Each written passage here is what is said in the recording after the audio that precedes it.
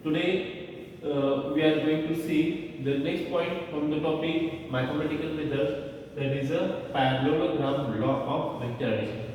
Friends, in last class we have seen about the triangle law. Today we are going to see about the parallelogram law of vector addition. So what is the statement for the parallelogram law of vector addition? So I am going to explain that statement. You should note down that statement in your textbook, in your notebook. Friends, here I have drawn the parallelogram. You can observe that OA, here BC. This is a OACB. This will represent the parallelogram having the adjacent sides vector P and vector Q. So here the resultant vector R is addition of vector P plus vector Q. Okay, so this is a explanation regarding the parallelogram law of vector addition. Now what is the statement? So the statement for the parallelogram law of vector addition is, if two vectors are represented by the adjacent sides of parallelogram, then its resultant is represented by the vector drawn from the common points. So that is the statement. Again, I am going to explain the statement for the law of parallelogram. If two vectors are represented by their magnitude and direction, and which are the adjacent sides of parallelogram, then its resultant is represented by the vector drawn from the common points. Okay, so here we can, after writing the statement, you can write that in given parallelogram, vector P and vector Q are the adjacent sides of the parallelogram, and its resultant vector is represented as vector R is equals to vector P plus vector Q. For example, suppose the vector P have the magnitude of 3 Newton and vector Q have the magnitude of 3 Newton. So vector P 3 Newton, vector Q 3 Newton. So what will be the magnitude of vector R? So vector R is equal to 3 plus 3, that is of the 6 Newton. So that is the statement and the explanation regarding the parallelogram law of vector addition. Friends, in your syllabus, the next point is the equation for magnitude of resultant vector of parallelogram. So here I have drawn the diagram. In given diagram, we can write the first explanation part, that OACB will represent the parallelogram. So having here, we should draw one perpendicular, that is CS, extend the point AS. So theta is angle here, you can observe theta, and vector P and vector Q are the adjacent sides of the parallelogram. So we know that in the parallelogram the opposite sides are equal. So OA is equals to BC, so BC will also equals to vector P, and OB is equals to AC, so the AC is also is equals to vector Q. So here vector Q, vector Q, vector P, vector P. Okay, so here we are going to derive the equation for magnitude of resultant vector of parallelogram. So I am going to write as proof.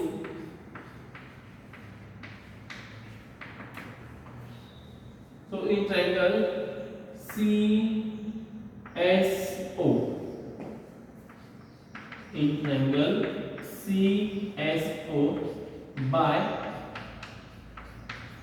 Pythagoras law.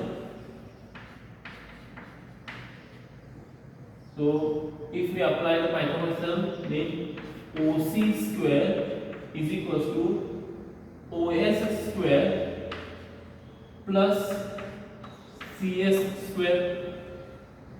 OC square is equal to OS square plus CS square. Now if we look at the diagram, what is the OS? OS is the addition of OA plus AS.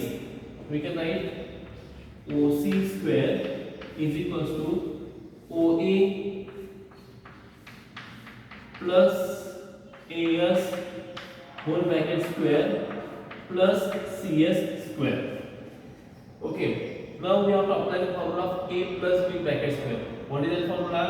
A square plus twice AB plus B square. That formula we have to apply here. So we can write the next step as OC square is equals to OA square plus twice OA to multiply by OA into AS plus AS square plus CS square. Okay, now if you observe the triangle CSA, so what is the value of CA square? CA square is nothing but the CS square plus AS square. So CS square plus AS square, that can be replaced with the CA square. So OC square is equals to OA square plus twice 2 multiplied by OA into AS plus AC square. AC square. Friends, now we have to replace the OA with vector A. So R square. OA. What is the value of OA? OA is vector P. We can write here P square plus 2 OA means 2 multiplied by P multiplied by AS, to keep the AS as it is, plus AC square. What is AC square? AC square is nothing but the vector Q square. Okay, now we have to apply the trigonometric formula in triangle CSA. In triangle CSA, if you observe in triangle CSA, this is angle theta and AS is the adjacent side.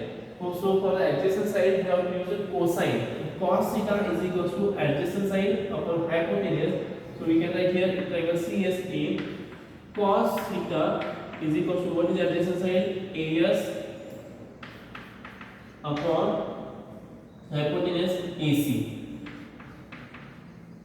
So cos theta is equals to AS. What is the value of AC? AC is nothing but the Q. So vector Q, you can take Q cos theta is equals to AS. Suppose this is equation number 1 and this is my equation number 2. Friends, we have to substitute the value of AS in equation number 1. So we can write the next step as vector R, or you can write directly R square here is equals to P square plus 2 multiplied by P, and what is the value of AS? Q cos theta plus Q square.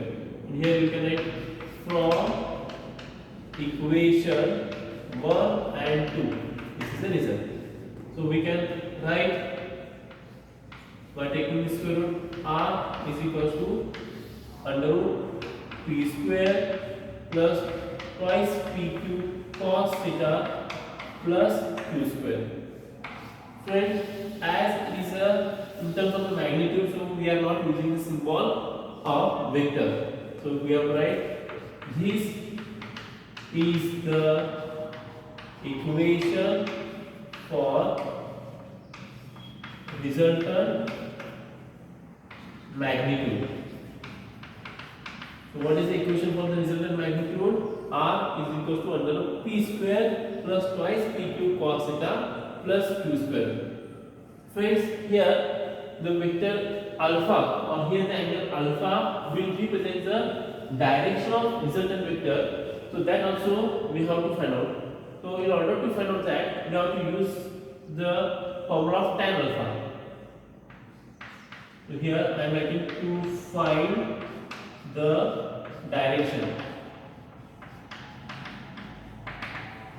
To find the direction. The direction is represented by the angle alpha. So we have written the tan alpha. If you observe the tan alpha, so here is alpha. So what is the formula for tan? Tan theta, opposite side divided by adjacent side. So CS is opposite side and OS is the adjacent side. So tan alpha is equals to CS upon OS. Friends, CS will be as it is, but what is the OS? OS is the addition of OA plus AS. OA plus AS. Okay. Now we have to apply the trigonometric formula here in triangle CAS. In triangle CAS, we know that what is the value of AS. So the value of AS is Q cos theta. As AS is adjacent side, in the similar way CS is the opposite side. As it is opposite side, so it has the value as a sin theta. So remember, when we are taking the value of CS, so we should write it as a Q sin theta. So tan alpha is equal to Q sin theta upon what is the value of OA. OA is a vector P, so we can write the P plus what is the value of AS. AS is equal to Q cos theta. Q cos theta. Further, I can write as alpha is equal to tan inverse Q sin theta upon P plus Q cos theta. So this is a equation to find the direction of resultant vector. Friends, this is a totally mathematical part. Again, I am going to explain this. So remember, we are going to write this total equation based on the given diagram. So in the examination, the question will be asked for the 4 marks. Obtain an equation for magnitude of resultant vector and its direction. So for the magnitude this part and direction this part. Okay, so I am going to explain this part once again. Look at the diagram. In triangle CSO, by Pythagoras theorem, OC square is equal to OS square plus CS square. What is OS?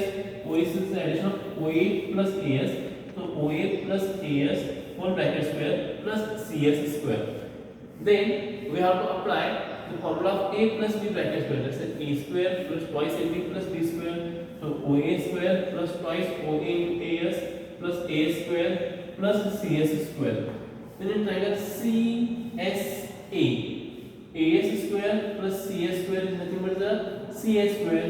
So that is replaced with the CS square. Then we should replace this OC and OA with the symbol, so vector R, vector P. So remember, as we are writing the magnitude, so we are not using the symbol as a vector. The vector symbol will be just like this.